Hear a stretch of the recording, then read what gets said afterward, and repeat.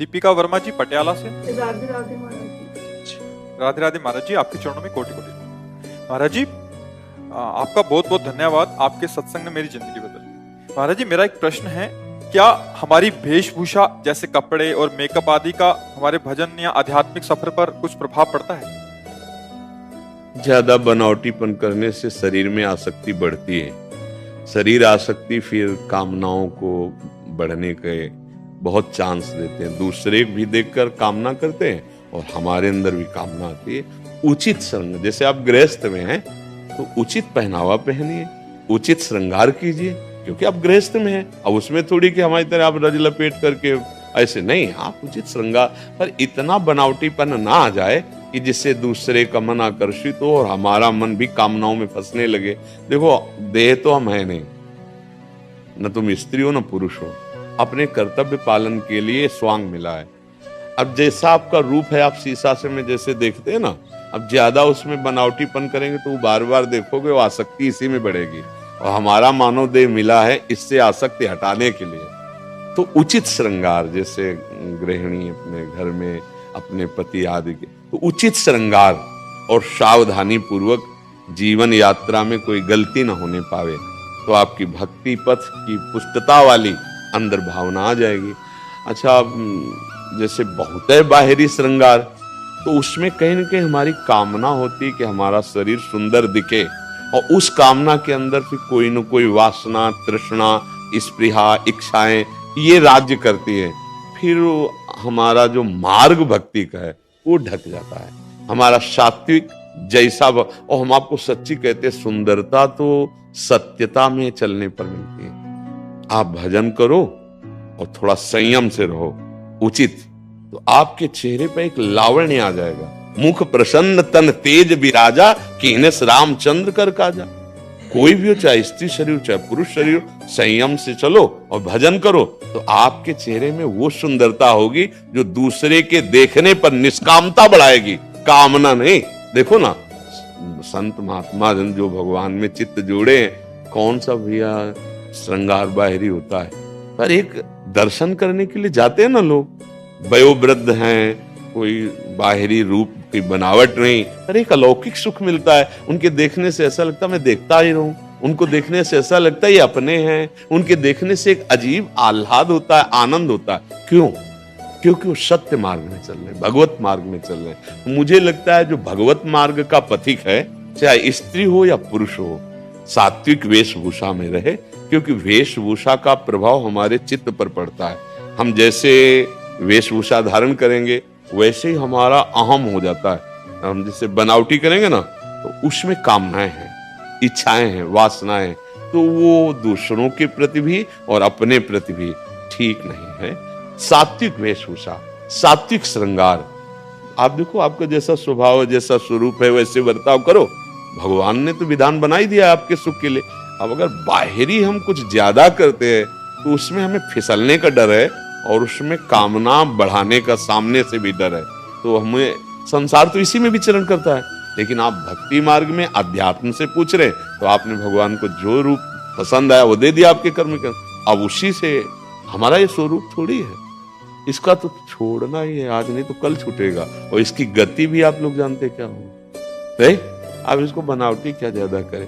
बढ़िया सुंदरता लगेगी जब देखो माई सुंदरता की सीमा, राधा राधा राधा रटोगे तो आपके नेत्र सुंदर हो जाएंगे, आपकी वाणी सुंदर हो, आपके विचार सुंदर हो जाएंगे, आपको देखने में अच्छा लगेगा। और वो अच्छा लगना निष्काम होगा, वो गंदी वृत्ति नहीं पैदा करेगा। अच्छा, बनावट जैसे बाहर की जाती है, तो बाहर की बनावट में अपने अंदर भी अहमता पुष्ट होती है और वो दूसरे के अंदर भी कामना प्रकट करने वाला बनता है। तो जहां पूछा है, अध्यात्म मार्ग का यह मंच है, इसलिए हमें लगता है उचित श्रृंगार जैसे माताओं बहनों के लिए है, तो उचित श्रृंगार अपने धर्म की सीमा के अंतर्गत, फिर मंगल में कोई परेशानी नहीं। हमें दूसरे के दिखाने की भावना नहीं होनी चाहिए। हाँ, उत्तम के बस असमन माही, सपने हुआन पुरुष जगनाही।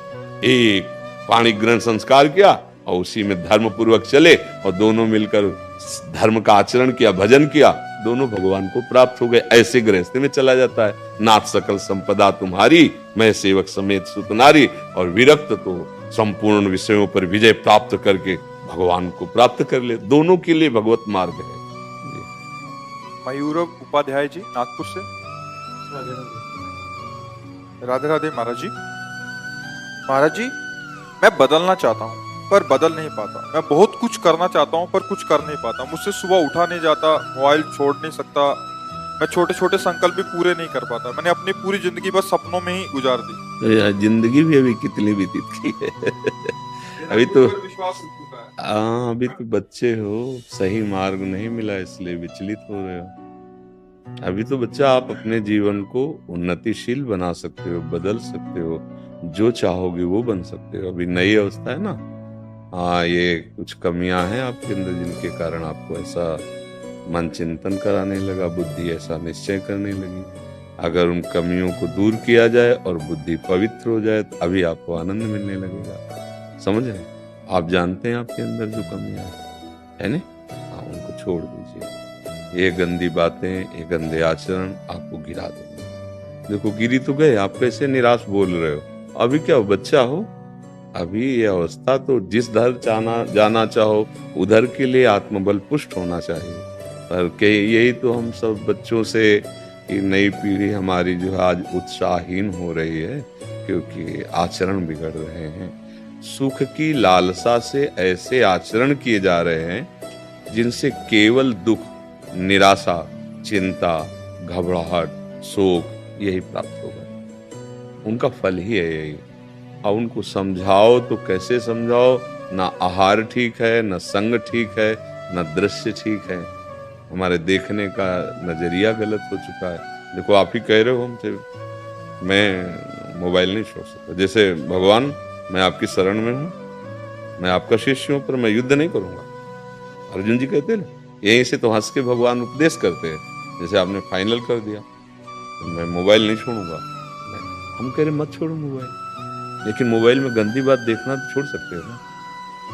उतना तो आपको कंट्रोल रखना पड़ेगा अपने ऊपर। आप नहीं रखोगे, देखो हर चीज में गुण और दोष दोनों विराजमान है। जड़ चेतन गुण दोष में विश्व कीन करतार, संत हंस गुण गाहे पे परिहरिवार विकार। जैसे दूध पानी रख दो तो हंस दूध पी लेगा, पानी छोड़ देगा। ऐसी गुण दोषमयी सृष्टि रची गई है। हमें गुण स्वीकार, मोबाइल में गुण है।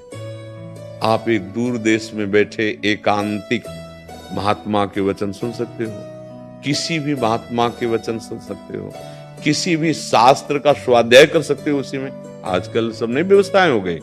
कोई संकट है तो आप किसी को सूचना दे सकते हो, लेकिन उससे गलत जो बातें हैं वो ना देखो, उसका दोष स्वीकार ना करो। अब पास में मोबाइल है, गंदी बातें देखोगे, गंदे आचरण करोगे, तो यही बात। हम मोबाइल छोड़ने की बात नहीं कहते, हम मोबाइल में गंदी बात ना देखने की बात करते हैं। वो तो छोड़ सकते हो ना, छोड़ सकते हो ना, तो देखो छोड़ करके। गंदी बात देखो मत, और जो गंदी बात करते हो करो मत। और राधा राधा राधा राधा, जैसे दवाई खाई जाती है वैसे हम आपको कह रहे, राधा राधा राधा राधा नाम जप करो, थोड़ा व्यायाम करो, सुबह सुबह 1-2 किलोमीटर दौड़ो। शरीर से जितनी मेहनत करोगे उतने ही तुम महान बनोगे। ये जो शरीर को प्रमाद और आलस्य में डालते हैं वो किसी काम के नहीं रह जाते हैं। ये शरीर मैं थोड़ी है कि इसको इतना दुलार करे, उचित दुलार करे, आहार दे दे, वस्त्र दे दे, और खूब इसको सत्कार्यों में लगावे।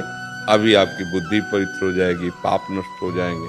थोड़ा सा भी परहित का कार्य तुम्हारे जीवन की लाह को बदल सकता है। थोड़ा सा परहित कार्य। अभी तो परहित जाना ही नहीं, अभी तो केवल इंद्रियों के विलास को सुख माना और उसी में लग पड़े।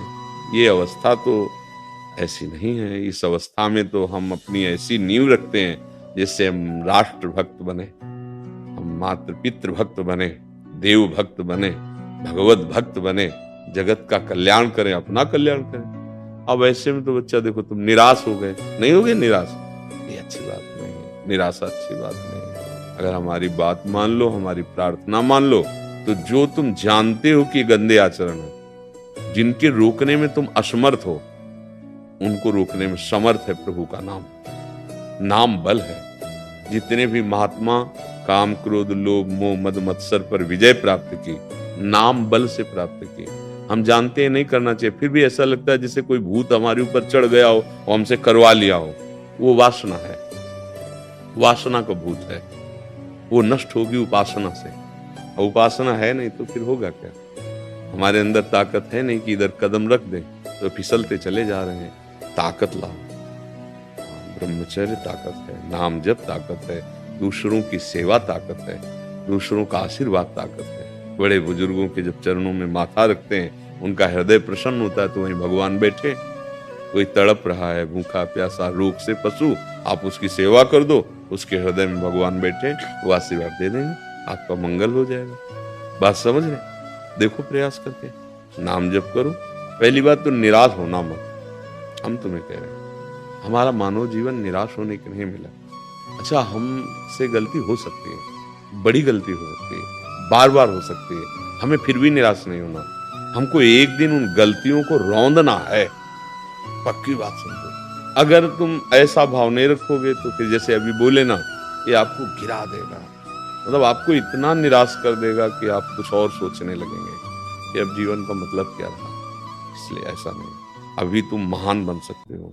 देखो, कई कई वर्ष गंदे आचरणों में रहे, जैसे वैश्यागामी चिंतामणि जी के पास विल्व मंगल जी, और वहां से धक्का मिला, घर परिवार सब छूट गया था।